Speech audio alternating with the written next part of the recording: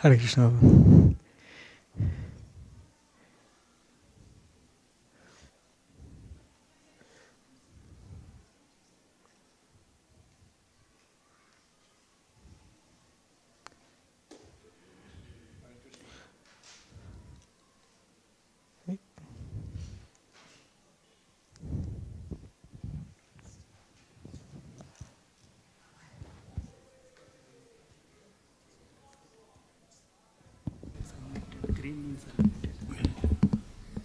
Thank you. Oh, would you mind if I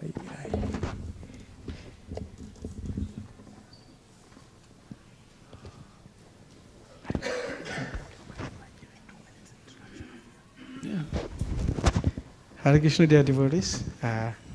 Welcome to our scientific lecture. Haribo.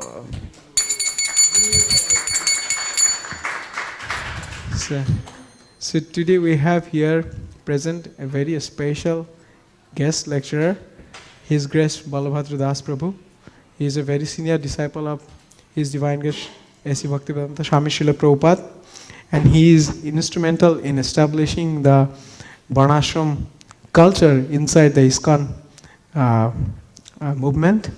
He has been a part of New Vrindavan community since early time, and he established a society called International Society for Cow Protection, ISKCON, for the protection of the cows all over the world, and he is trying to preach this consciousness or this knowledge of Varna-ashram dharma inside and outside the ISKCON community. So we are really fortunate to have him with us. So please give a big Haribol. Hare.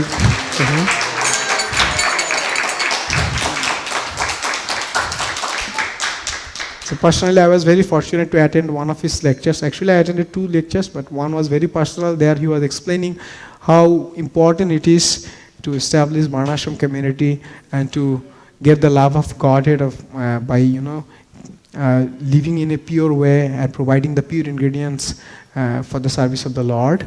Also, we have His Grace Daiva Prabhu, who is instrumental in serving the community in Hawaii. He is a very senior disciple of His Grace, His Holiness Bhakti Raghav Maharaj, and he is also present here. Hope with their presence we can learn the insight of Varna-ashram ministry and what are their activities are. So please stay tuned. Hare Krishna.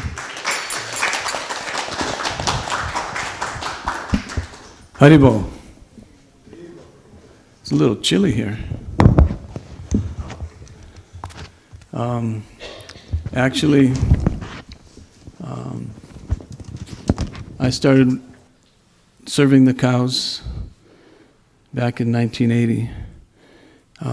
My family and I moved to Gita Nagari, and we lived there for 10 years under the guidance of Paramananda Prabhu.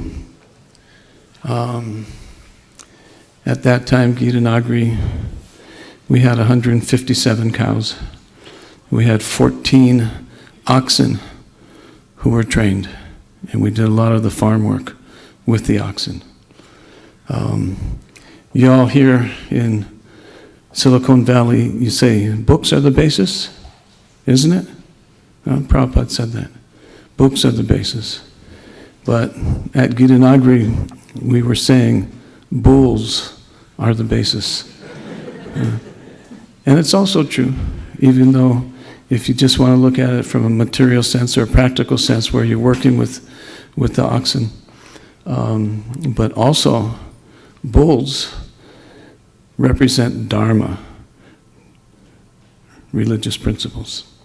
So the religious principles also are the basis for our lives. And the bull represents religious principles: truthfulness, cleanliness, mercy, and austerity. So books are the basis, and bulls are the basis. Without the bulls and the cows, there cannot be any Varna-ashram. They are the the cornerstone, the pivot point that Varna-ashrama works from. So, what I'd like to speak to you about is cow protection. Let me give you a little more history. After Gita Nagari, we left Gita Nagari in 1990, my family and myself, and we moved to North Carolina into a devotee community. And after 5 years in North Carolina, we moved, even though I told myself after 10 years in Gita Nagari, when the temperatures would get down to 20 below zero, and wind chills 60 below zero, it's very cold. And after moving to North Carolina, I told myself, never going to move back to the cold weather again. But I found, we were invited to New Vrindavan on a big festival weekend to give seminar on cow protection. And we found that it was such an opportunity for preaching. My wife and I, on the way back to North Carolina, we turned to ourselves and said, we both had the same conclusion without even talking it over. We said, it would be nice to move to New Vrindavan because of the preaching opportunities. And their weather is very similar to Gita Nagari, isn't it? Very cold, very cold. So after 20 years at New Vrindavan, we again decided that we needed to live in a warmer climate. And we moved to Florida. And it's very warm. So we are currently living in close to the Alachua temple. We're 45 minutes from Alachua. And there's another Krishna temple there. It's actually a preaching center. It's called Krishna House. It's on the campus of the University of Florida. And they have been distributing prasadam there on the campus since 1973. Huge amounts. Currently they are distributing about 1,500 plates of prasadam every day. And people know the devotees for their prasadam distribution.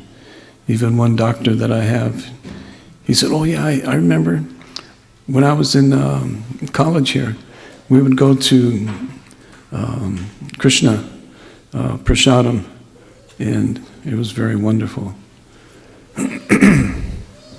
Anyway, so that's a little history of ISKCON, the International Society for Cow Protection.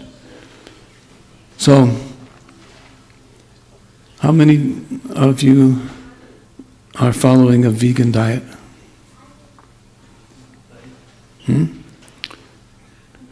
Anybody else?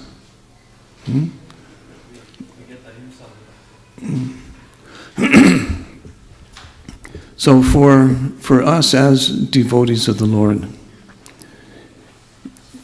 it is important to have dairy products in our diet. So there is a big vegan movement.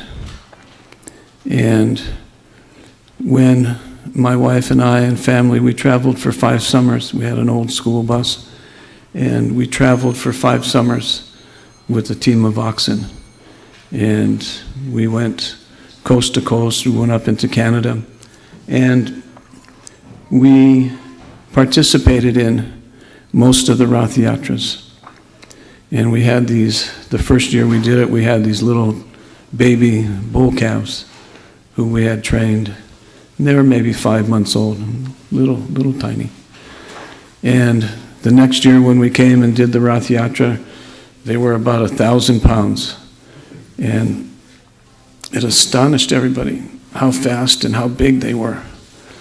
But they were also very astonished to see how beautiful they were. And they would pet them and they would say, oh, they're so soft. They would look in their eyes and they would say, oh, they're so beautiful. And some people would say, oh, they're so strong.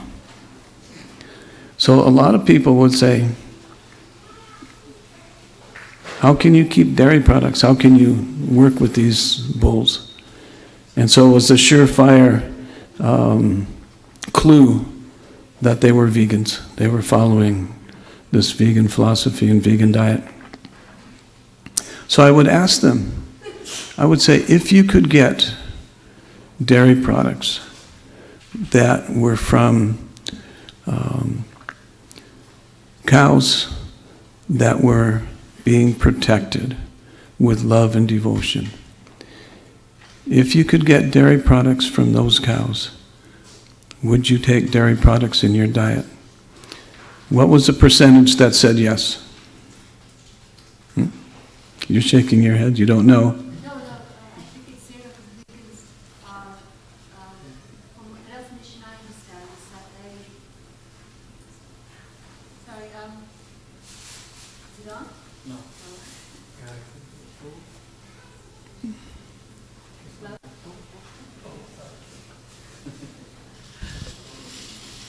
Hello? Okay. Hey. So, and this is a confusing definition, but the one I understood was that people who did not eat cow products, not because to protect the cow, but the environment around fields and grazing, an inability to sustain trees and things. So it was coming from a different perspective, but I may be wrong. So that's also one of the reasons. But most of the people, if not all the people that I talked to, it was basically a diet thing. They didn't want to support the slaughterhouse, the violation of the cows. So what do you think was the percentage of people who gave an affirmative answer if they could get ahimsa dairy products, cruelty-free, lifetime protected, with love and devotion? Well, huh? Almost 100%, between 95 and 98% said yes. But we just can't in our hearts feel that we can support the commercial dairy industry because of what they are doing, not only to the cows, the calves, but the chickens, and because it's such an exploitive mentality and operation. So we have a very important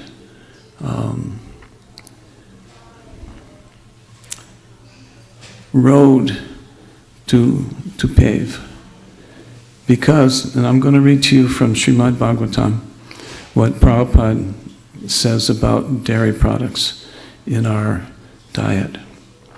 And this is an important verse.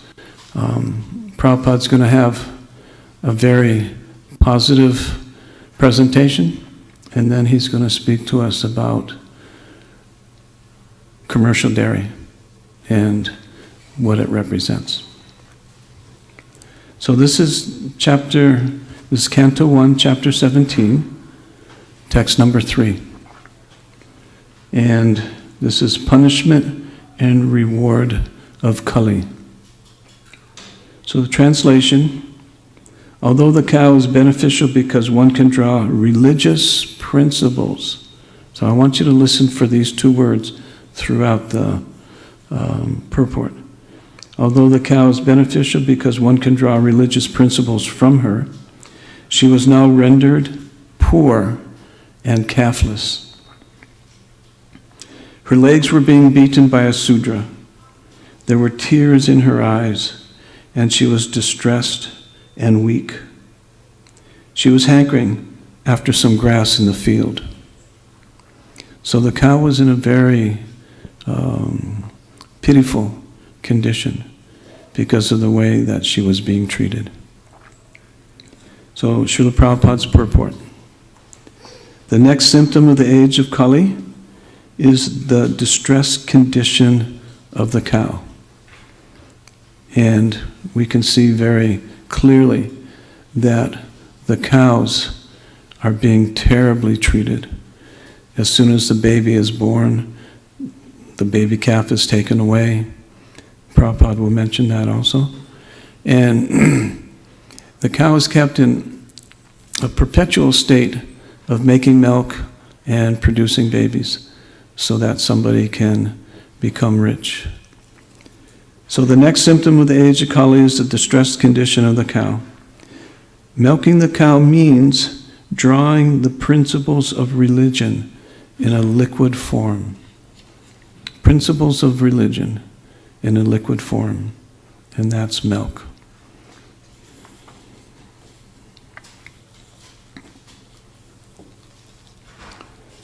The great rishis and munis would live only on milk. Srila Sukadeva Goswami would go to a householder while he was milking a cow, and he would simply take a little quantity of it for subsistence. Even 50 years ago, no one would deprive a sadhu of a quart or two of milk. And every householder would give milk like water.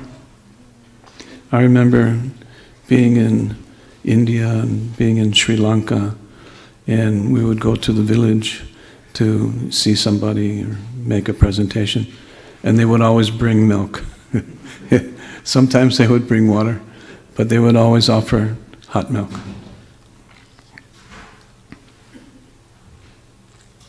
For a Sanatanist, a follower of Vedic principles, it is the duty of every householder to have cows and bulls as household paraphernalia, not only for drinking milk, but also for deriving religious principles. So this is a point that very rarely will come into a conversation about milk consumption. Should we drink milk? Should we not drink milk? But Prabhupada is very clearly stating here that it is actually the duty of every householder to keep cows and bulls as household paraphernalia, not only for drinking milk, but for deriving religious principles. This is a very important point, that without religious principles in society, we are going to see more and more of what society is becoming, a society of miscreants. The Sanatanist worships cows on religious principles and respects brahmanas. The cow's milk is required for the sacrificial fire, and by performing sacrifices, the householder can be happy. The cow's calf not only is beautiful to look at, but also gives satisfaction to the cow, and so she delivers as much milk as possible. So these are all very positive points that we need to understand as a very important part of our philosophy. Is Krishna a cowherd boy? Is he? He didn't work at making, how do you say, software? Writing code? Krishna is a cowherd boy. It's not that he was a cowherd boy. And he took birth in the family of cowherds. And he showed us personally how to take care of the cows and calves.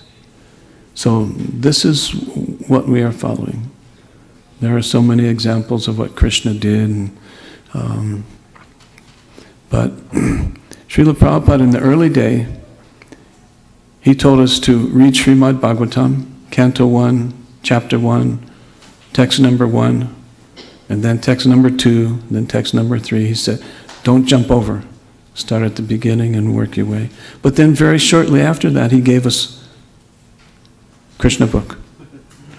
And Krishna book is so many wonderful stories about Krishna's pastimes in Vrindavan, with the cows, with Govardhan Hill, with the gopis, with the gopas. So right at the beginning, Srila Prabhupada is giving us this information of Krishna and his pastimes as a cowherd boy. See? Was Krishna a thief? Ah. What did he steal? Butter. So it's not that we should steal butter from our neighbors. See? So now, Srila Prabhupada has given us a number of reasons that we need to have dairy products in our dietary system. Now Srila Prabhupada is going to give us some other information, which is a bit of a change from what we have just heard. At the end here, Prabhupada said, the cow's calf not only is beautiful to look at, but she gives satisfaction to the cow, and so she delivers as much milk as possible. Now Srila Prabhupada throws the big but into the purport. But in the Kali Yuga, the calves are separated from the cows as early as possible for purposes which may not be mentioned in these pages of Srimad Bhagavatam. The cow stands with tears in her eyes. The Sudra milkman draws milk from the cow artificially. And when there is no milk, the cow is sent to be, you're all reading it. So that's the gratitude that we have. We kill our mother, the cow, who is feeding us. Is it or is it not?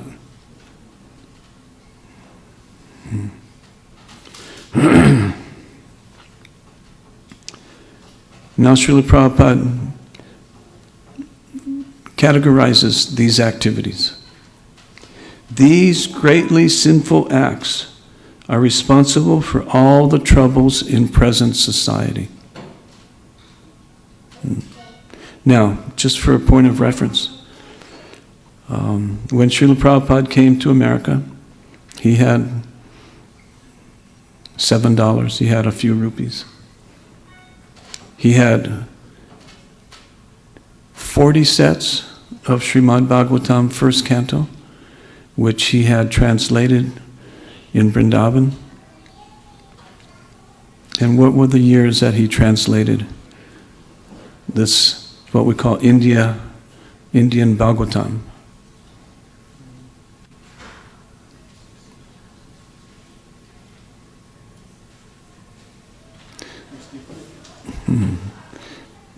I had the good fortune when I was initiated, Srila Prabhupada, he had 3 sets of these Indian Bhagavatams left. And he gave a set to my temple president, Gorsundar, to give to me. And Gorsundar gave me the books, and I still have them. I treasure them. If my house burns down, I'm not going for the computer, I'm going for these books.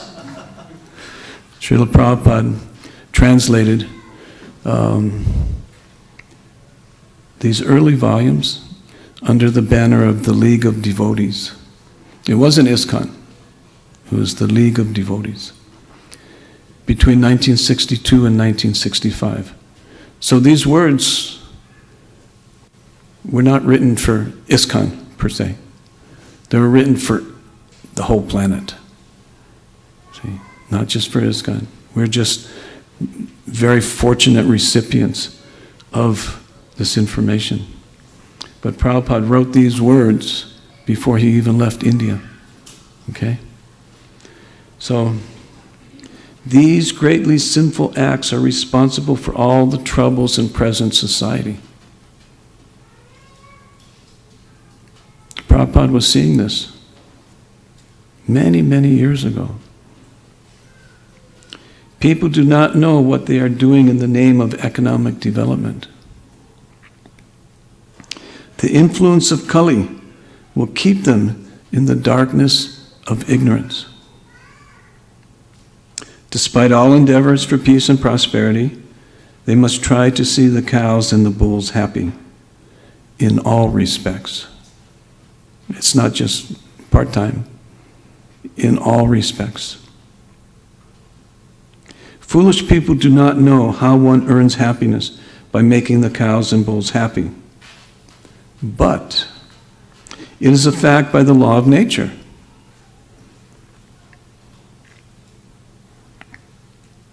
Let us take it from the authority of Srimad Bhagavatam and adopt the principles for the total happiness of humanity.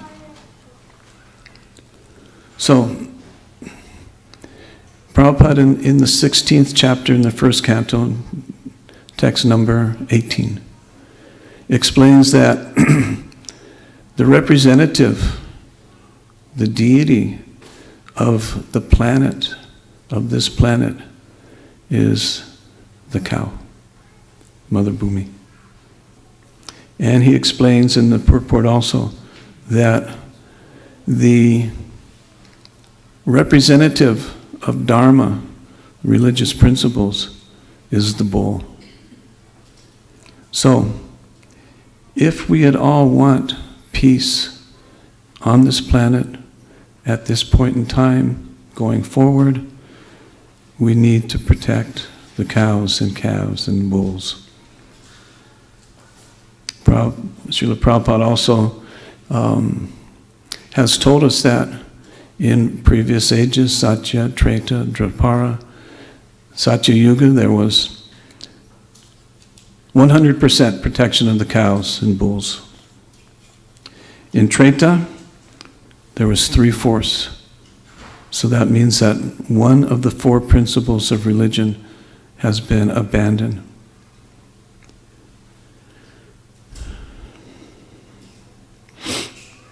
Dwapara, there was only half. So that means 2 of the principles of religion have been abandoned.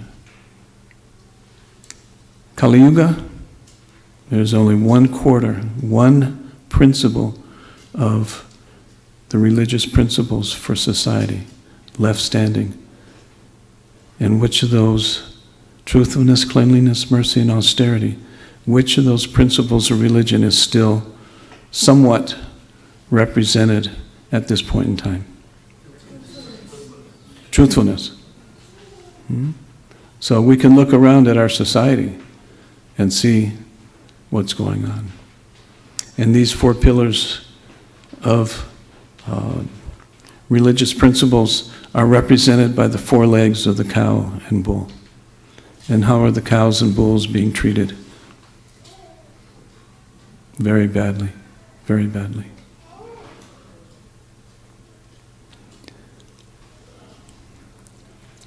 So it is very important for us that we protect cows.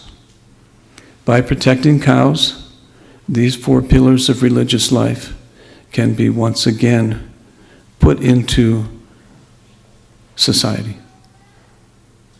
It's as simple as that. So in Kali Yuga,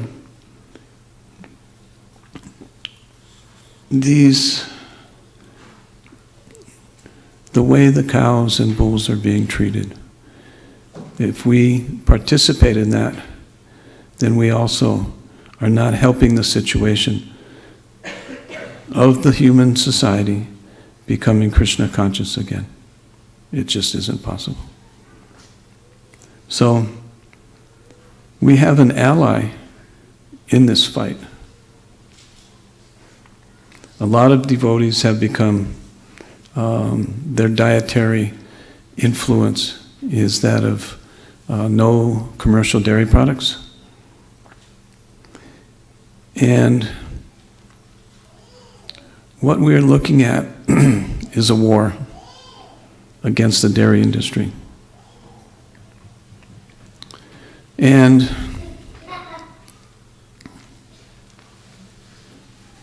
we actually have an ally, a very big ally, and that is the vegan community.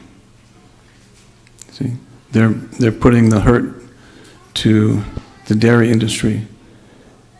More and more people are not taking dairy products. So this is hurting the dairy industry financially. So we have 2 things that we need to do.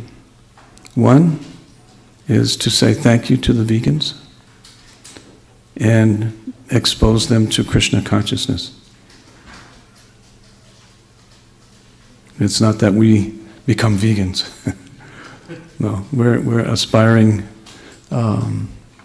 devotees of Lord Krishna. So we should be able to thank the vegans and add to their lives Krishna consciousness. That's what's lacking in their lives, is Krishna. See, they're very, very compassionate for the most part. Some of them are quite militant, but we need to add Krishna in their lives. And the other thing that is part of our responsibility is to develop within ISKCON actual cow protection programs, so that people ask us, where can we get ahimsa milk? And we have to say, well, let's see, Gita Nagari has ahimsa milk, New Vrindavan you can get a little ahimsa milk, how about here in California? Well, it's a little far for me to go shopping up in Pennsylvania. Tripurari Maharaj has a farm.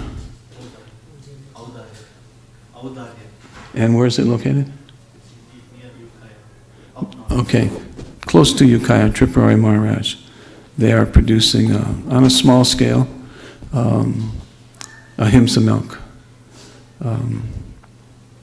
There are a few places. In Hawaii, on the Big Island, there are devotees who are very much producing ahimsa milk. And they are making burfi, they're making ghee. One post on their Facebook page recently was, we just sent 30 pounds of burfi to different places around the world. So, we are not vegans. See? Even though my family and I, we have 24 cows and bulls. But we're not milking any cows. When people come and visit, they say, how many cows are you milking?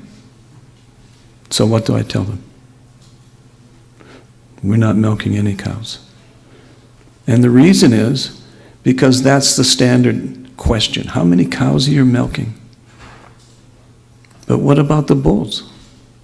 Prabhupada explains in first canto, chapter 16, text number 18, that the duty of the bull is to plow the agricultural fields and produce the food grains. So if we're not training the bulls to do many different activities involved with agriculture, then they will just sit idle and not have service. People will say, oh, you're not getting milk from them, but how can you not do that? If they don't produce milk, they're worthless. But that's not true. That's what I said earlier. Bulls are the basis. See, we have to show the value of the bulls as they're more valuable alive than dead. Okay? So that's a big, how do we do it question. In Silicon Valley, San Francisco, Berkeley, all the temples in Srila Prabhupada's ISKCON, how many of them are actually training bulls, giving them service, and showing community at large that they're more valuable alive than dead? Anybody know? If the father of the family is not working, what happens?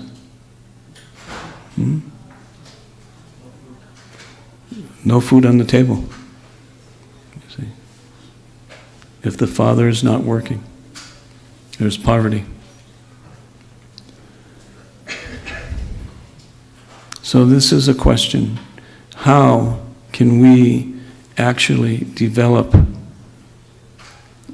cow protection in ISKCON? See?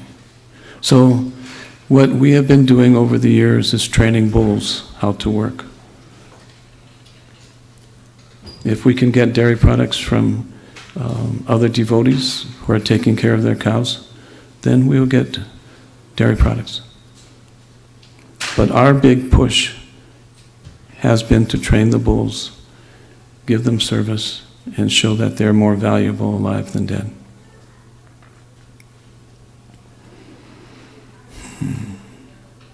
How to do it?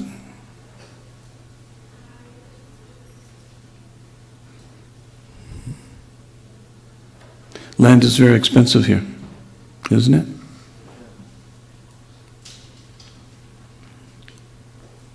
So the question remains, how to do it?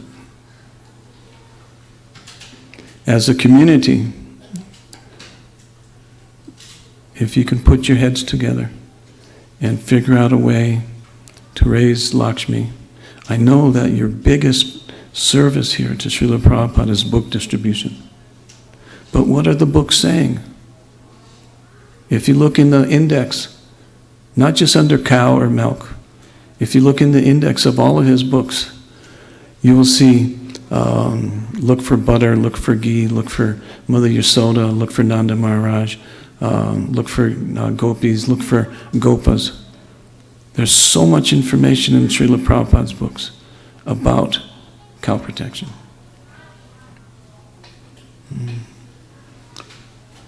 So the question is how to have land so that we can have cows, so that we can protect cows, so that we can have bulls, so that we can train bulls, and show this aspect of Krishna consciousness.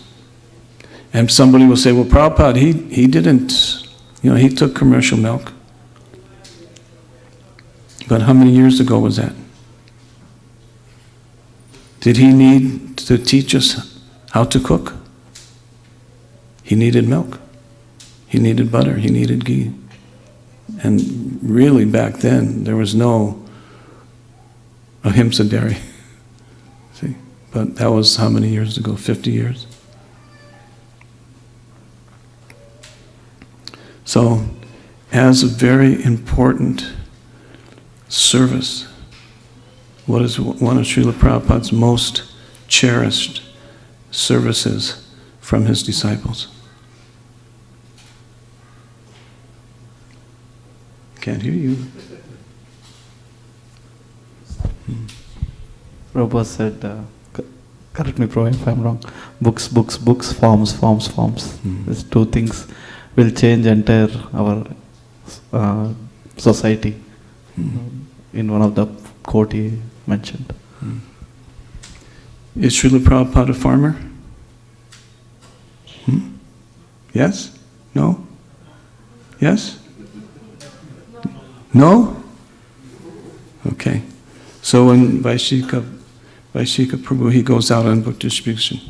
And whenever you all go out on distribution, you have these books, isn't it?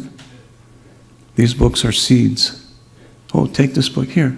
Hold on to it. I have to get something from my pack. So they have the book in their hands. So these books are seeds. You're planting these seeds of Krishna conscious knowledge in the hands of so many living entities.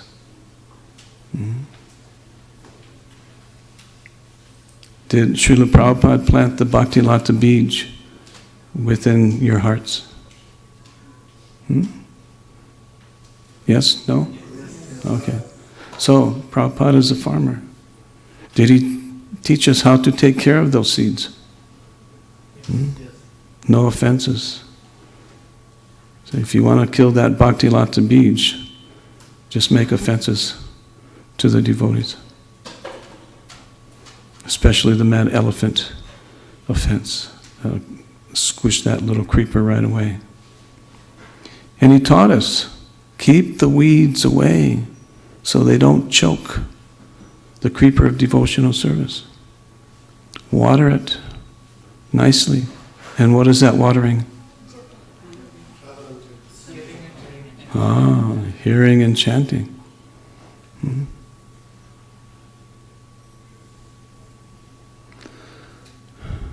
And when you go out on book distribution, you're also farmers. Take this book. You're planting seeds. and then teach them how to take care of the seed nicely. So we have a big responsibility to do many things for Srila Prabhupada. Book distribution, cow protection, sharing the knowledge of Krishna consciousness so that the planet can actually have a chance of developing peacefulness. But that can't happen unless we take care of the cows and bulls.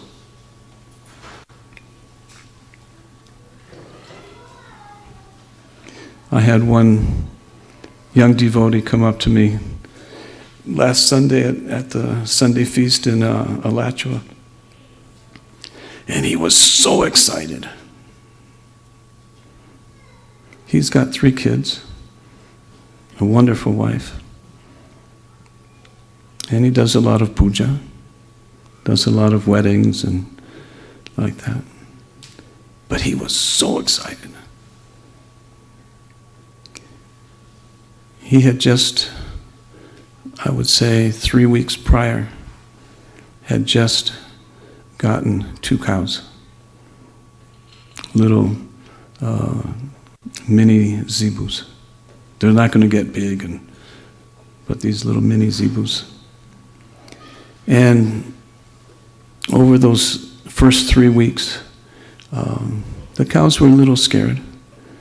So he and his wife and 3 kids were very slowly making friends with the cows. And they had accomplished that first step of developing a relationship with these 2 little cows.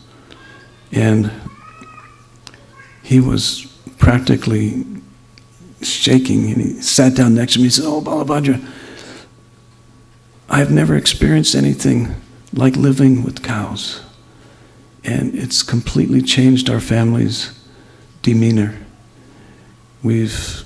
By living with and serving Mother Cow, the mode of goodness, we have also slowed down and become more peaceful as a family." And he was so happy. So, as Prabhupada mentions in this purport, to have, for householders, it is important for a Sanatanist, a follower of Vedic principles. It is a duty of every householder to have cows and bulls as household paraphernalia. Not only for drinking milk, but for deriving religious principles. If you have cows in your family and you are daily serving them and associating with them, they are in the mode of goodness. So by serving the mode of goodness, associating with the mode of goodness, that will also take a big part of your consciousness. See? All I can say is try it, and you will see. Okay. So, as a community, you can try and do it as a community project. Or if you have a little land where you can actually have a cow, try and do it. And you will see that it will change your life. We have 24 cows and bulls. I can't ever imagine living without cows and bulls again.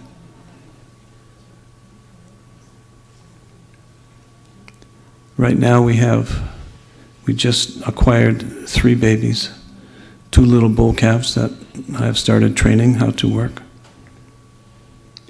and 1 little gyr who is the most amazing little calf. So I can show you some pictures. Would you like to see some videos?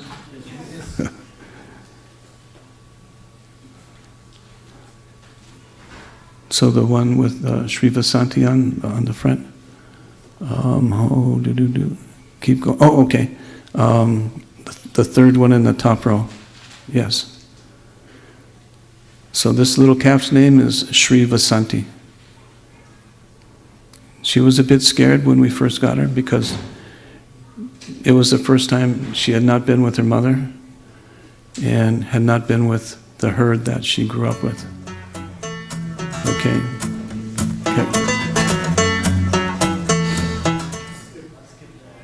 Get rid of the ad. Okay. Can you make the picture big? Yeah.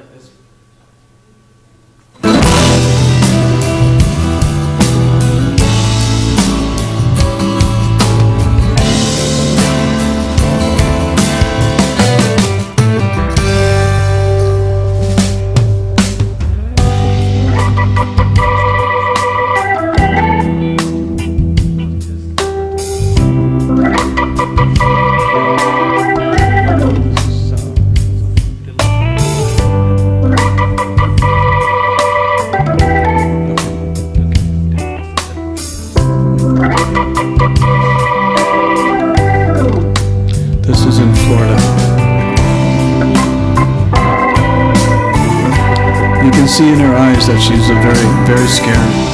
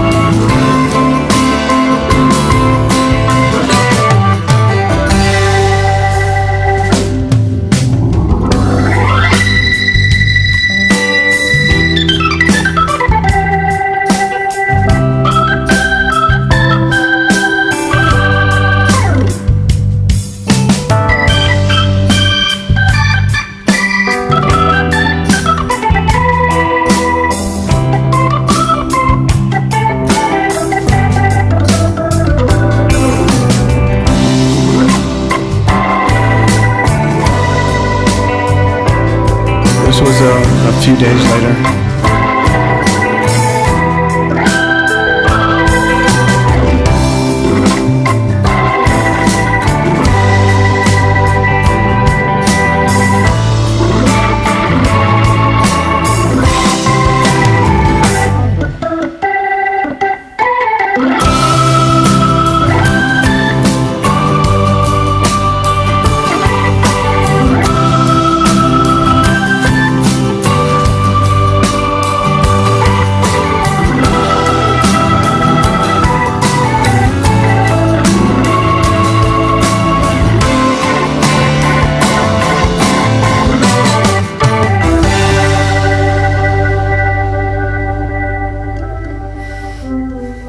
Okay, if you could put it on hold. Okay, we don't want to see this next one. Hey, what do you know, my love? I need you so when we Okay, get rid of this ad. Okay. So, Sri Vasanti is a very wonderful calf. In the process of making friends with her, she's living in the little barn with our two little bull calves, and they have become inseparable. You saw her jumping around and running around and jumping up on the hay. That was after a couple of days of living on the farm with us. I can go in now with her. If she's sitting down, I can sit down next to her and she'll put her head in my lap. She's very, very affectionate. And that can only come when she is being taken care of with love and devotion. When I give her grain, I'll sit next to her on her feed trough and I'll rub her, I'll massage her all over. And she just loves to be handled, to be touched. She'll put her head up on my shoulder, and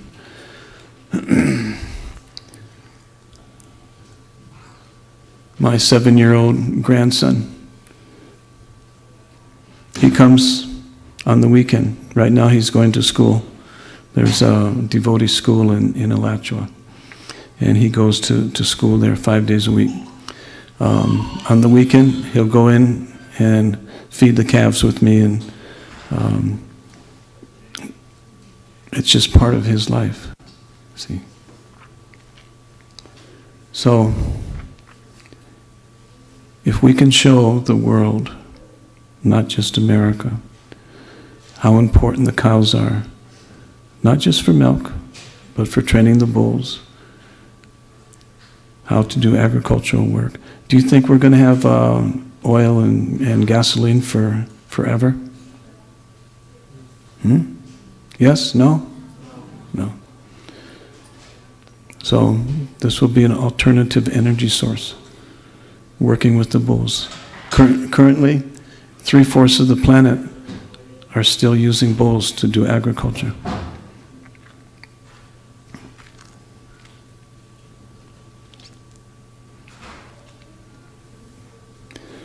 All right, there's another video. Second row, that one right there.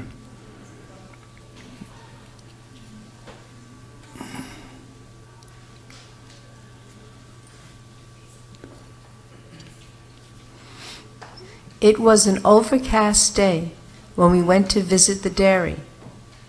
We found all the calves separated from their mothers, living in hutches separate from each other.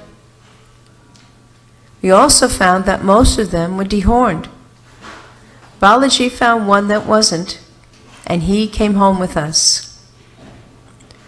On the other side of the farm, there were 2 calves that were not in hutches, and we picked one to come home with us.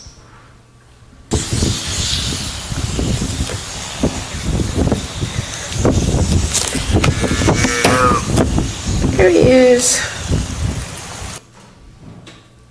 In the dairy business, the bull calf is considered useless because he does not produce any milk. The bull calf is almost immediately destined to slaughter, to the meat industry. This bull calf, who is now known as Dhruva Ladu, would have already been sent to the slaughterhouse if we hadn't saved him. Now he's getting in our van, headed for home.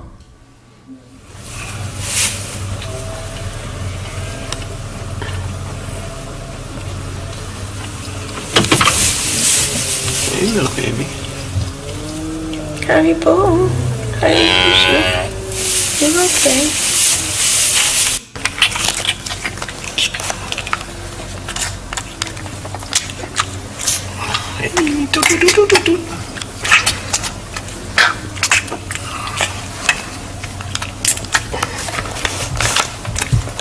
It was very difficult to just take 2. We wish we could have taken all of them.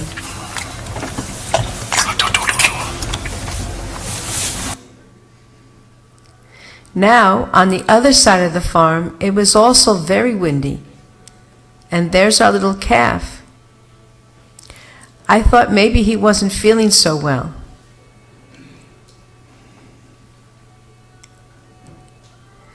But the owner said that he had just had milk from one of the cows there, and he was quite full, so he was feeling a bit lethargic with a full tummy. Here he is getting into the van to go home.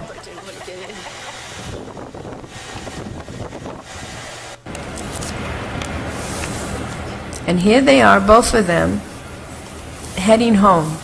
It actually turned out that this one here, who is known as Kalyan Tamal now, had a bit of a cough, and the vet came and said he was getting a bronchial infection. Now he's fine after having an antibiotic shot. Haribo, Kalyan Tamal, Haribo.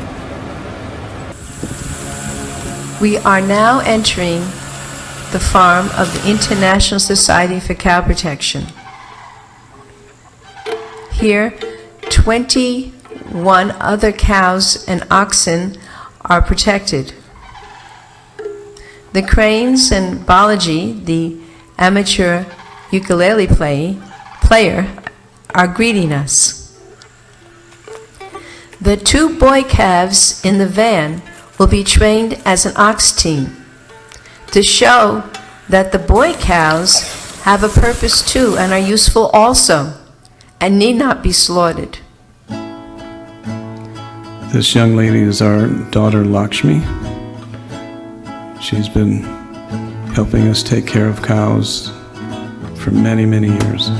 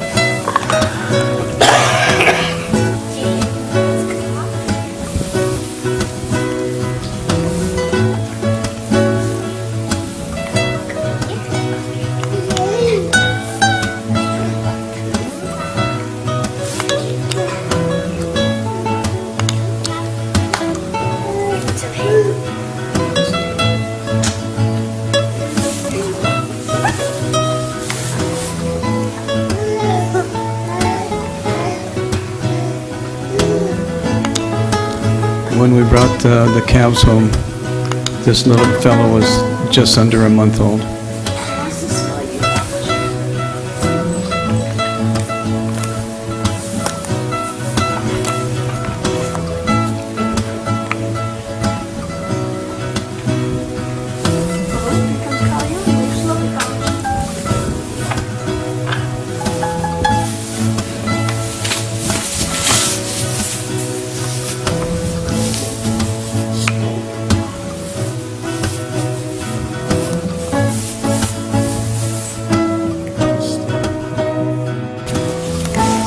Don't eat my friend, kiss my friend, feed my friend, be a lover of cows. Be a lover of cows? Please subscribe, be a vegetarian, be a vegan, and click this subscribe. Goodbye. Okay, you can put it on hold.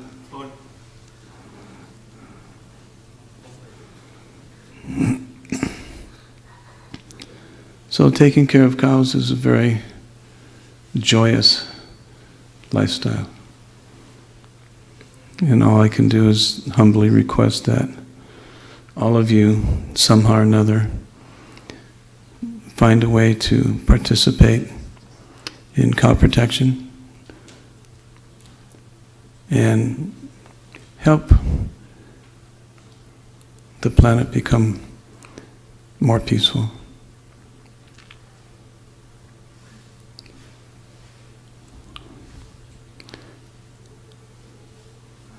So Daiva Prabhu, you can come and speak.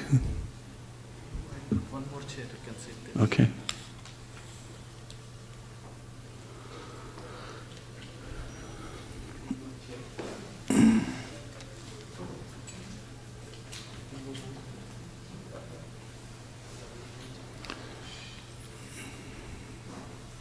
Srila Prabhupada came to America at an advanced age with not knowing anybody, with just some books and a few dollars.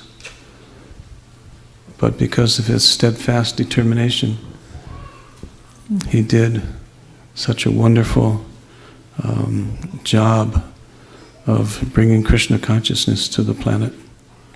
So we need to take up his determination and push forward in book distribution, development of Varna-ashrama, and cow protection.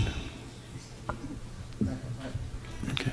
Hare Krishna. A small correction from Koladeep Prabhu announcement. Daiva Prabhu is a disciple of Srila Prabhupada from Hawaii, and is a community fundraising or community festival head in Hawaii Honolulu temple, and also is a pujari, do the seva for many, many years.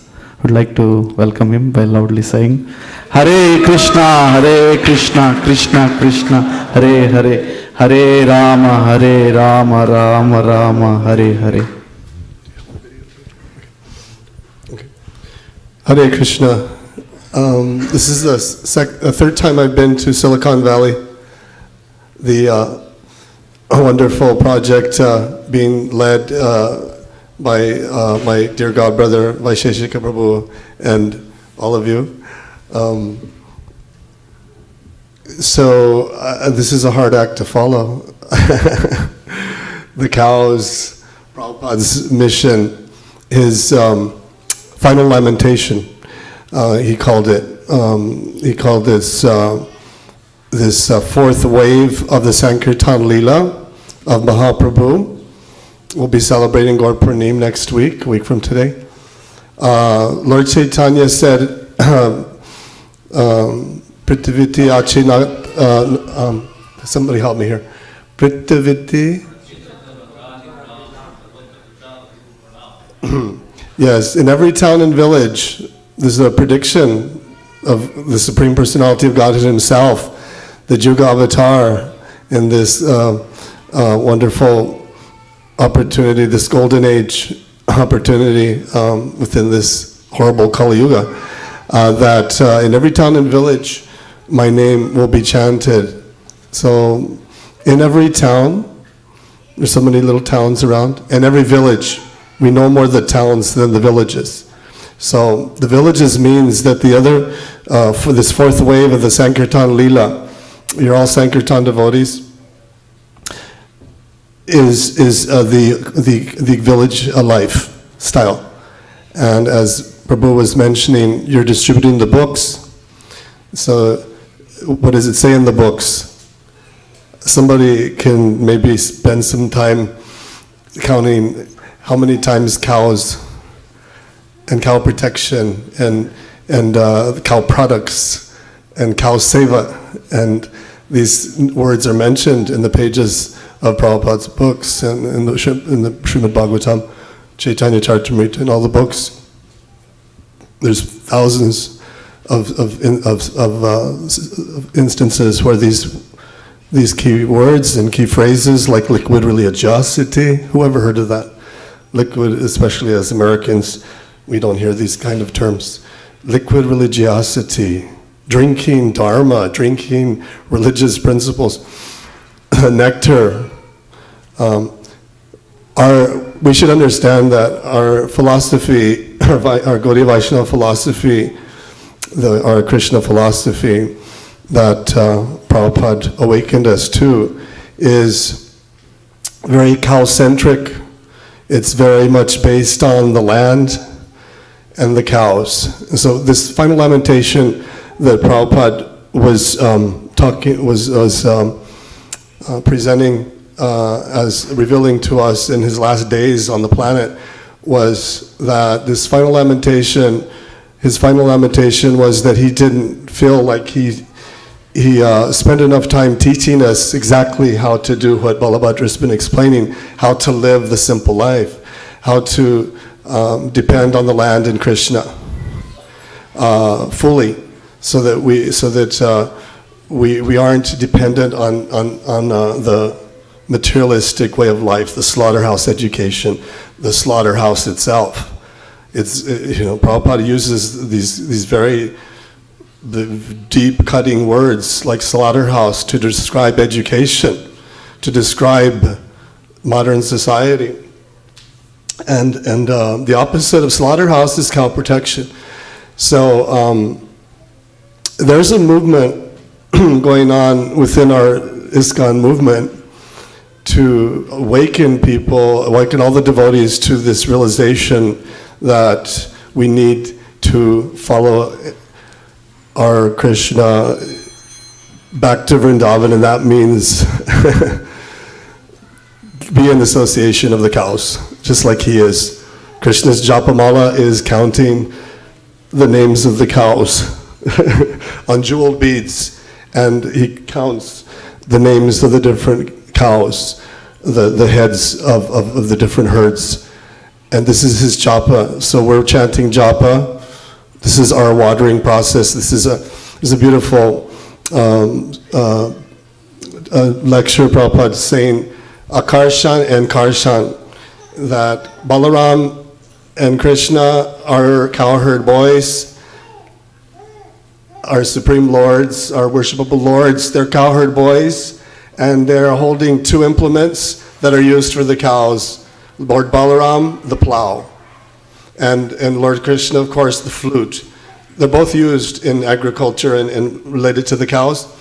So there's a deep meaning behind that also. Lord Balaram is Lord Nityananda, Balaram Hoi Lo Nitai, and he's the original guru. Nityananda and Balaram, they're the original guru. So what does the guru do? He takes like a plow and uproots the anarthas. So without doing that, then we can't understand Krishna. We won't be attracted to Krishna. If there's so much pollutants covering the pure soul, the pure spirit soul, then we won't be attracted to the beauty of the deity, to the beauty of the cows. So Lord Balaram's plow is meant to help us uproot the anarthas so that we can be attracted and charmed by the unlimited beauty of Sri Krishna. So our philosophy is very cow-centric. It's very land-based, and Prabhupada described that the fourth wave of the Sankirtan Leela of Mahaprabhu is in establishing the Vedic villages, or these replicas of Vrindavan, these simple, getting into the country, like Cowper, the poet, said, God is in the country. God is in the country, and man is in the city, something like that. So we're caught up in the city life. We need to connect with the country and the country cows. There's for many years in Hawaii, there's been a big movement, keep the country country. You see those bumper stickers all over. Hawaii itself was a very land-based culture. Balabhadra, coincidentally, was born in California, raised in Hawaii. I've been in Hawaii 37 years.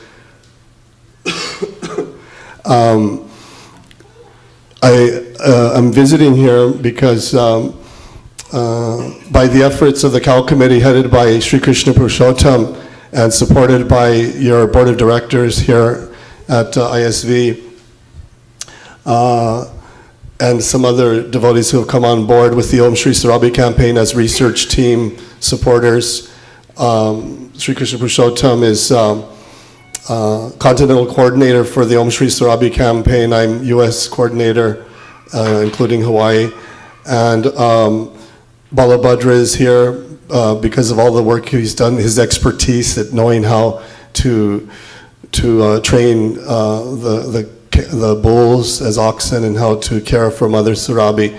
We're all here to help lay a foundation within this community and to help guide this fourth wave to manifest. And you'll hear more about that over the next few weeks. But as Balabhadra said, do whatever you can to connect to the cows. If you're, most of you are living very busy lives, especially as working, here in different types of occupations. But if you don't have the time to, even if you don't have the land or if you don't have the time for cow care, adopt a cow. See Krishna Purushottam, there's an opportunity here. You have one cow named Sarabi here that can be supported, and she's providing milk to the deities. That could be increased. So there's lots of opportunity. The ground is fertile. And to give a little more light, I had this realization some time ago that what is this, how is it going to happen? How is it that we're going to go from where we are at now in terms of cow protection to where we should be, where we could be, where we should be? And I like Prabhupada when he uses analogies, so I try to understand by creating some analogies too. So I had a realization that from the verse Golokera Premadan Harinam Sankirtan, most translations of that are related to the holy name descending from Goloka and Golokera Premadan Harinama Sankirtan, that the Sankirtan mission is centered around Harinam.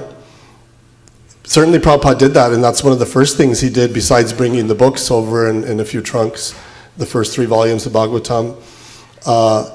But he chanted underneath that famous tree in Tompkins Square Park in New York City with the bongo drum, and then it just so happened that the first few followers that ended up opening 26 Second Avenue heard that transcendental sound vibration, the seed was planted.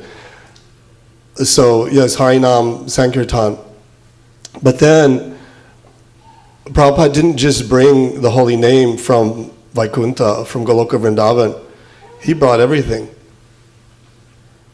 If you think about it. So the Nam came through the holy name, the Nam came through the Harinam and the Ajapa, and the form, the Rupa of Krishna has come through the deity worship, all the temples that Prabhupada established and the Archa Vigraha.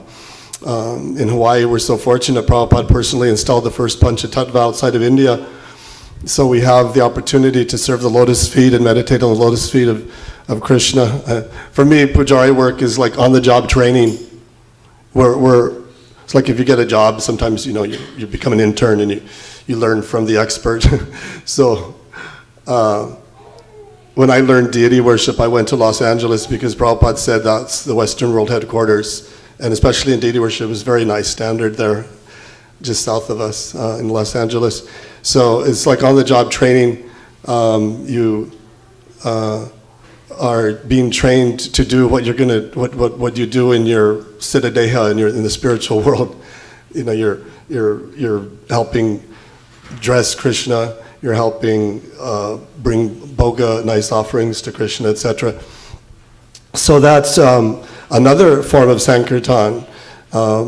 So what are the other forms? What else did Prabhupada bring?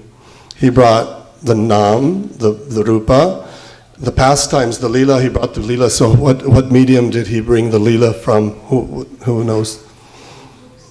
The books. So all the pastimes are there in the books. So Prabhupada's like a transcendental importer, and he's brought all of these imports from Goloka Vrindavan to share with the whole world. So he's also brought name, fame, paraphernalia. So part of the paraphernalia are the cows. Krishna's most intimate paraphernalia are the cows and the bulls, and so he's brought them, and that the medium through introducing that are the farms, and it's all Sankirtan. It's all part of the unfolding lotus flower of that's going to give shelter to the whole world. So there's this Goloka. These imports are like an express train. Prabhupada is holding out a passport to everyone. Here's a free ticket. Just come on board and stay on track. What are the tracks? There's 2 tracks. We have to be guided, the train, once we agree to follow the process of Bhakti Yoga. These 2 tracks are our occupation, both material and spiritual, Bhagavat Dharma and Varna-ashram Dharma. The more that we key into what our natural talents are, then we dovetail, Haitukiya Pratiyata. We use whatever talents we have in Krishna's service. And that'll keep us on the platform of the clearing stage of executing devotional service, trying to be fully engaged 24 hours a day in hearing and chanting. Our material occupation is there, and then our spiritual occupation is there. So there's the Sankirtan Leela is going on, and the more that we understand how, not only how, but what the Sankirtan Leela is, it's not limited to deity worship, it's not limited to book distribution, it's not limited to farm projects, it's not limited, Krishna is unlimited. So we have to push all of it forward. Prabhupada pushed us so much. You're number 1 in book distribution here. You do, the devotees here. Haribol, Hare Krishna. You're always on a marathon here. So there's so much to be done. Hare Krishna. Keep up the good work, and try to if there's still some cloud in your understanding of what Sankirtan means fully, then continue reading Prabhupada books. And I also I refer you to srisurabi.org. There's a lot of information there, srisurabi.org, on the Daiva Varna-ashram Sankirtan wave, which is Prabhupada described as the 4th wave. Prabhupada predicted that, you have the video ready? Okay. Prabhupada predicted in a room conversation or a morning walk, I'm not sure, with some of his leading disciples, that within our lifetime, and he predicted in the future, there would be some major economic collapse. This movement would save people during their darkest hour. And he said that our farms, we have to work with those people who become the unemployment will be so bad that we have to take people on our farms and show them how to grow food and feed them prasadam, and they'll become devotees by the millions. And that's how Lord Chaitanya's prediction is going to come true with all of the book distribution, all the seeds that you're planting. But where are they going to go? They're not all going to come and move into a temple and do pujari work. All of these people with all of the talents they have, they're going to be engaged in so many varnas, doing all of these wonderful soft technologies, and we're going to create Vaikuntha in the spiritual world. So, Hare Krishna, thank you.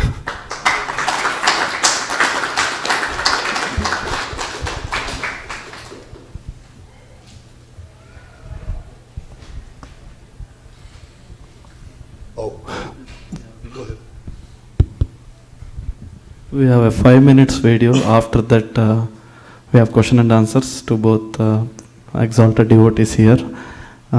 You can. Okay. So this short little video was made. I have a non-profit organization that I started to serve Srila Prabhupada. It's called LEAF, like Patram Pushpam Phalam Toyam. It stands for Laulima, Eco-Friendly Alliance of Farms. Laulima is a Hawaiian word that means many hands working together, or cooperative spirit. Eco-Friendly Alliance of Farms. So somehow there came up as this acronym, LEAF, and I thought of that verse, Patram Pushpam Palam Thayam Yomi Bhakta Prayachiti. If one offers me with devotion a fruit, flower, or water, especially a tulsi leaf, with devotion, I will accept it. I thought, I don't want to offer Krishna just a few fruits and vegetables, or even a whole farmer's market full of vegetables, or a little plot, a little garden. I want to see how I can serve to offer him many farms, many gardens, many cows all over the planet, at least on the islands, cover the islands with lots of ahimsa products. But being part of the Om Shri Surabi campaign, the sky's the limit. So I started this project, and this video is a testimonial from some of the people that went through our training program. They're all from a homeless shelter, Oahu's biggest homeless shelter. And homelessness is very prominent in Hawaii because of the high cost of living. People fall through the cracks very easily. And many people struggle to survive in their living month to month. And we see that all over California. We see that all over America. So these are some testimonials by them after they went through one of our green training programs. Our project here with this homeless shelter resulted in our project being funded to have a full-on green roof top training center, and it was funded by the federal government for $200,000, and then so these are some of the students who participated in our green roof training.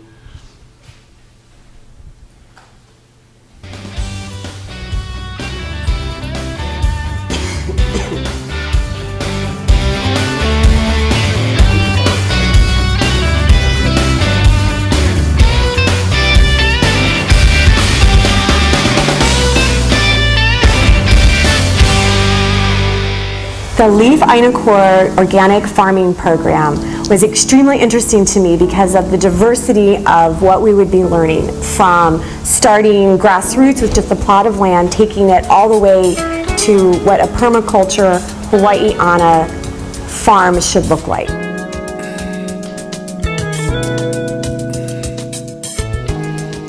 Talking about how to grow a farm, it's not just the clearing of the land and the planting of the seeds. It is talking about taking something and finding the best way that it's going to grow. It's learning what's going to grow together. It's learning how is it going to be affected by the different weather in different places. But not only that, it's how are you going to then get it out to the public? How do you yield food that's going to feed more? Our purpose in starting this training was to offer the community, especially Waimanalo and the adjacent Ahupua'a, and the broader Ahupua'as surrounding the island, the opportunity to learn how to grow food, basically, not only for their own personal use, but for their communities. It's the vision of the LEAF Project to establish food systems, healthy food systems that will feed a community by community.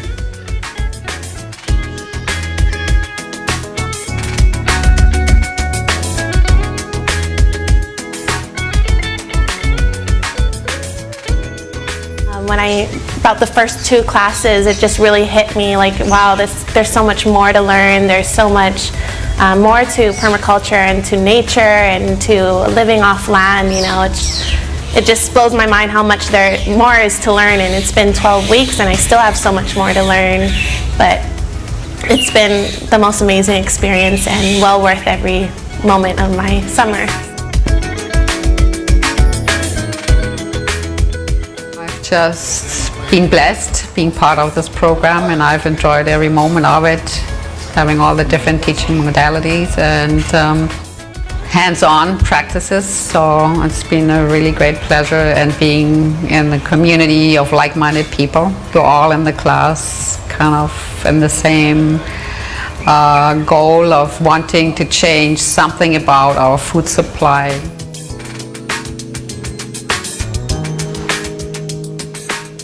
Yeah, definitely I would love to apply the permaculture design principles which we learned here. And I always had this very longing towards cow protection.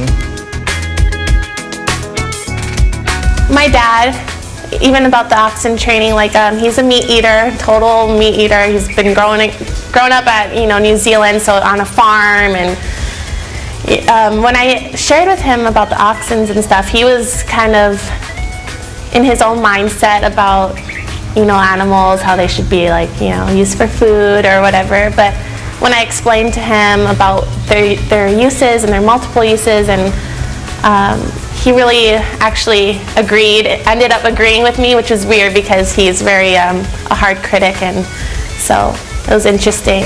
This program over the 3 months, I could honestly say I think has changed every person's life that has taken it. You can see it happening from the friendships that have developed, the business relationships that have developed, the interworkings of the networkings. You see our community bringing in all the communities that reflect upon each other, and it has changed our lives. It's changed our lives in understanding what you should eat, what is healthier to eat, how is it better to grow what you're going to eat, know what you're going to eat. Children who grow up shopping in grocery stores, and now some of these kids are going to grow up growing their own food, and that's a huge change to institute just from taking a class. It's very simple, like people make life complicated, or or economic development in terms of economic development, but just one has to have a small piece of land, some cows and wool, and you're good to go. So that's the real wealth. And we can see that if one is really persistent and sticks to that formula, and the success is definitely there.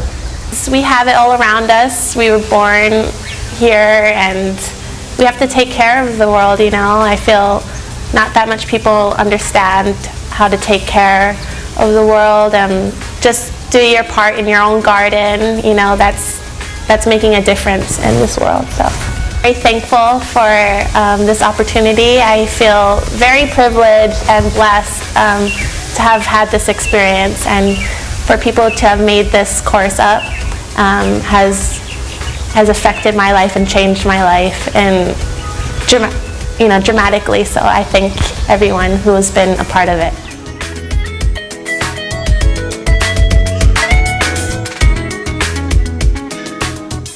We hope that even if we're not fortunate enough to be part of that pot of funding anymore, this was the end of that funding cycle from the Department of Labor. We hope that even if there's not an opportunity for federal funds, that the community sees enough value and they want to support this. And so we'll have workshops on site here on this property in Waimanalo to offer workshops either for free or a nominal fee based on work exchange, so that we can continue the training on some level, maybe not on the scale it was with federal funding, but at least on some other scale. And the way people can enroll is to visit our website at leafhawaii.org, and send us your email and with a comment. In our comments, under comments, you can ask to find out more information about enrollment, and we'll sign you up and let you know when the next workshop's going to be.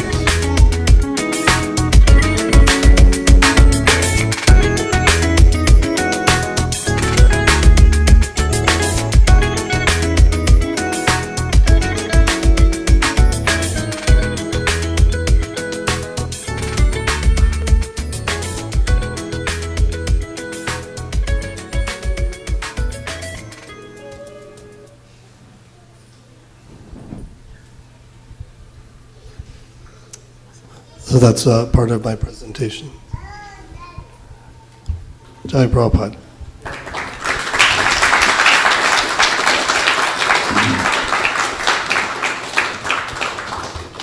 Haribol. Any questions, comments?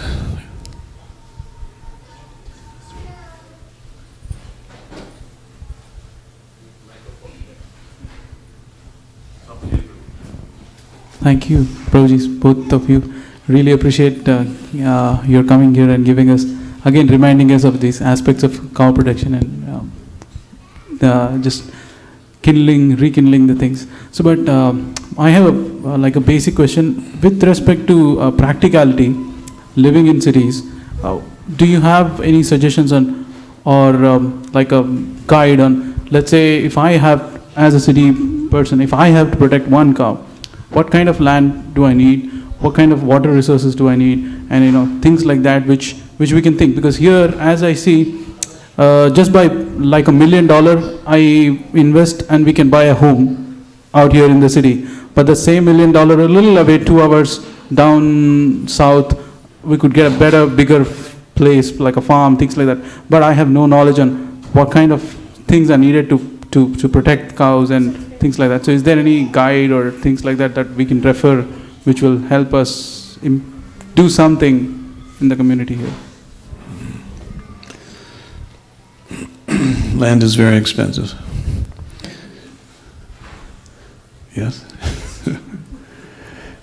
In the early days, Srila Prabhupada talked about each family would need 1 cow and 1 acre.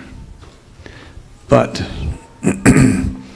Prabhupada was working off of the paradigm in Kolkata, where the rainfall is quite steady. You have the monsoons also. At Gita Nagari, we always figured that to support 1 cow, we would need we would need 3 acres of land because of the climate. It gets very cold. So during the summer, not only are they grazing and utilizing land for their summer feed, but also we have to grow the food and put it up, whether it's hay or corn silage or soybeans or whatever, for their winter feed. New Vrindavan, we figured 5 acres of land because of the up and down. And Srila Prabhupada, he advised us that in the city is very good for preaching. So you're here, you're distributing books, people are coming to the temple. But in the land, in the countryside, is for developing the Varna-ashrama, working with the cows, developing crops. And Srila Prabhupada wanted each city temple to have a farm connected with it, to produce the dairy products, to produce your grain, your different fruits, vegetables like that. So there is a balance. If you were, as a householder, to buy property in this area, the first thing that I would do would be to make sure that you have sufficient rainfall. Now California's been in bad condition. This winter you've gotten some good rains. What's going to happen next winter? You see. So you have to look at the weather. It's called carrying capacity. How much land do you need to support 1 cow, 2 cows, 3 cows, like that. So in this area, what with the weather that it's been like over the last 5 or 6 years, you need more land to feed your cow. See? So I would not, if I was going to buy land here, for each cow, I would have 3 acres of land. But it can be done otherwise. If you have connections with a supermarket, for example, and if they're throwing out vegetables, you can make arrangements to get vegetables from them. A lot of places, they're just throwing them away. So there's different ways to do it. But in this area, what with the rain that, or lack of rain that you've had for the last 6 or 7 years, I wouldn't do anything with less than 3 acres per cow. Also, Prabhu, to answer your question, there's 3 basic things, but I added one that Prabhupada describes, and he talks about the 4th one also, that our formula for success is having the right land, having the expert manpower, which you were saying is lacking in your regard, capital, of course, and the 4th, which Prabhupada also was stating even in his last days, is the cooperative spirit. We've actually, unfortunately, within our movement, I've spoken with devotees who have been on farms that were 90% plus self-sufficient. They were growing all the alfalfa, all the feed for the cows. The cows were producing enough for a big community of devotees, and then somehow some lack of cooperation came, and they decided it wasn't a priority, and so those things happen. We won't go there. But those 4 things, now here in this community, we can think globally because this cow slaughter is a global phenomenon, and even in India, unfortunately, biggest exporters of slaughtered animals nowadays. It's become Kali Yuga spreading. There's a lot to do. We can think globally, but we have to act locally. Sri Krishna Purushottam, I'll point out again, is cow committee coordinator with the board of directors. Think locally, as you know, and I'll add more emphasis on what Prabhu was saying. Get together with your local devotees if there's enough interest, if there's enough resources, if there's enough manpower expertise. Last time I was here, I was asking some of the devotees what their Varna was, and I found out there's some farmers out there who are doing scientific research at the university. So that's okay, but their nature is farming, you know. So people take on occupations because, you know, to survive, but what is your real Varna? You know, there may be farmers here, you may have expertise here. Communicate. So start with communicating with Sri Krishna Purushottam because he is in charge of an international campaign, helping his Guru Daiva, and I'm also helping. Balabhadra is here helping. There's an interest in all of this. So let's network. Let's create a communication channel so that we can really find out what the level of interest is, what the level of support is, and go from there. I was talking to some devotees last night at Ananda Vrindavan and Hari Bali Mardan's house at a satsang that last year was 50th anniversary of Prabhupada establishing ISKCON as a corporation, as a nonprofit, and inaugurating. And so there was a lot of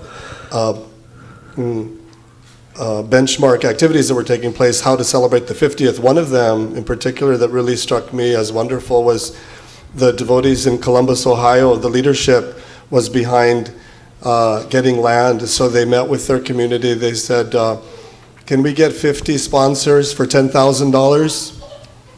Overnight, they had $500,000 to invest, and they bought land and cows, and they're going for it. So if the will is there, it can be done.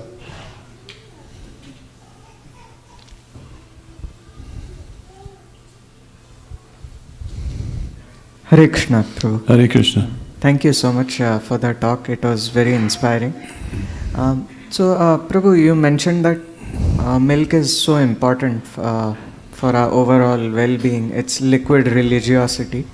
So just a couple of questions I had with regards to this. Here in the US, especially, one thing that becomes discouraging with regards to consuming milk is the A1 and A2 protein difference, which in India, especially, we found milk very healthy, but we could feel the difference after coming here. So could you shed some light on this? And if not that, what is the alternative? How can we continue with the practice of associating with this liquid religiosity?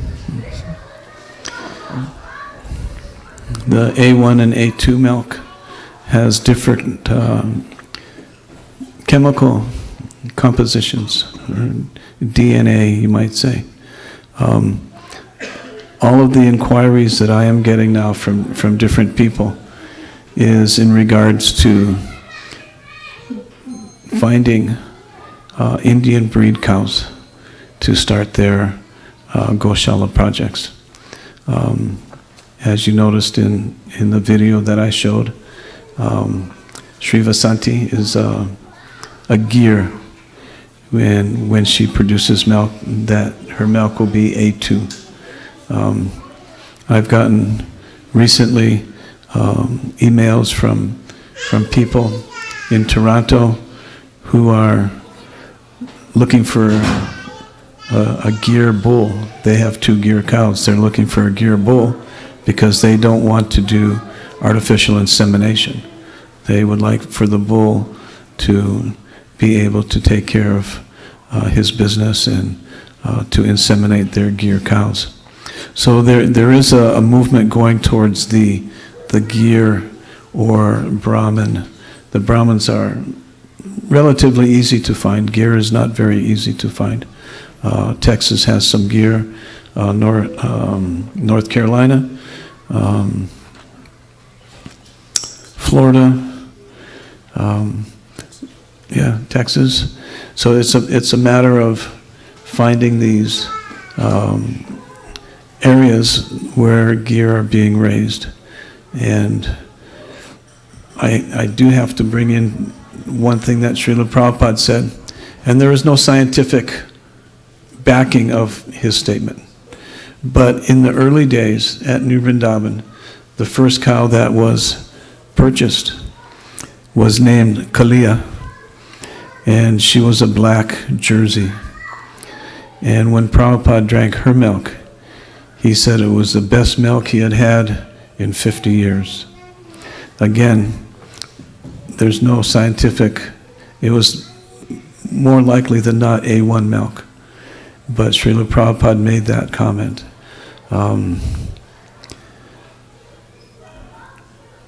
So if you can find the gear, that's fine. There is the research behind it.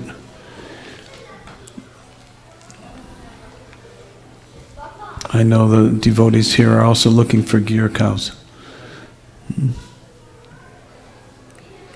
So it'll take time, but if that is what you would like to do with the A2 milk, then make sure that the cows that you are rescuing and purchasing are definitely certified as A2 producers. But don't get, I've seen a lot of devotees get very funny. Oh, it's A2 or A1. Specifically if it's A1, oh, not a cow. See? It's true. It's true.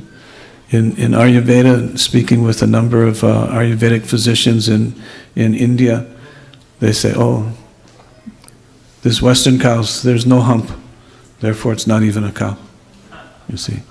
But somehow or another, they will give some service, and we can't deny them the service. See. So, do your research.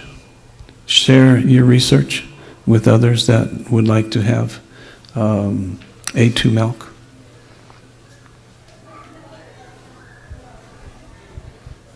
You can talk to Sri Krishna Purushottam also about his research. Thank you. Mataji.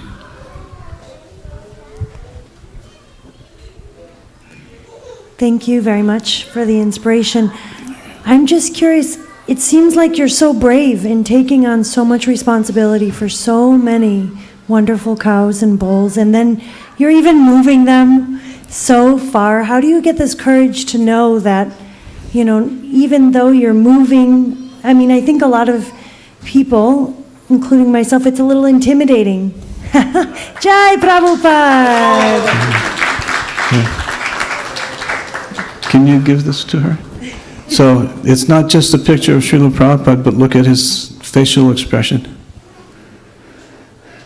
How is it that Srila Prabhupada came here at an elderly age? He was 70. He got up from Vrindavan and he came to the Western world. So to see Srila Prabhupada smile and have this huge demeanor of happiness, that's what's been keeping me going since I started working with oxen. I would think, oh, if Srila Prabhupada came over the hill and he saw the oxen working, he would be so happy. See? So Srila Prabhupada is the driving force for me to continue on with cow protection. And Krishna is a cowherd boy.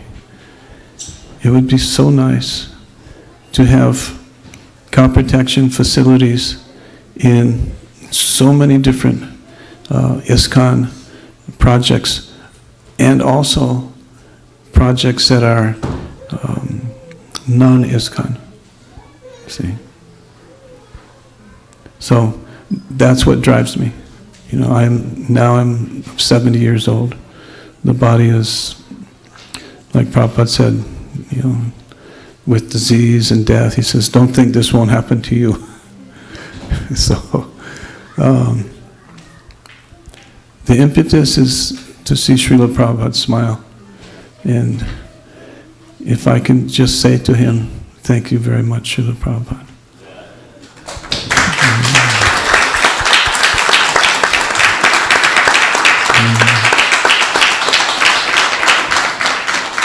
No, you give to the young lady. It's a gift. It's a gift. Right. So we all have some specific role to play in spreading Krishna consciousness, not just in America, but around the planet. I do have to say that in Alachua, there are more householders who have cows and are milking cows and helping other families to have a himsa dairy in their household diet and puja than any other ISKCON community. They actually, collectively between them, they have more cows than the temple. Anyway, the more you do along these lines, and Prabhupada was so bold. He was so bold. Just to come to America and to preach so vigorously, that we also have to take that stance and preach in such a way that people will hear. Not to come in and say, it's vegans or nothing, and no, it doesn't work. It doesn't work. So we have to speak in such a way that the living entities will hear about Krishna consciousness, about cows, about cow protection, about a compassionate lifestyle, which is based on truthfulness, cleanliness, mercy, and austerity. These are the 4 pillars of religious life.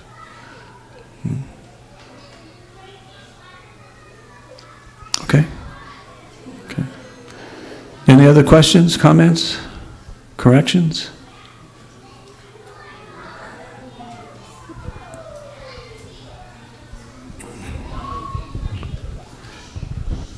What's the time limit? Huh? Okay, but we have how long? Out of time?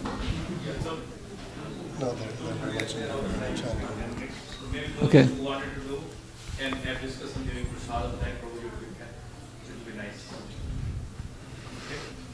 Okay, so now it's prasadam? Oh, okay. Haribol, all glories to Srila Prabhupada.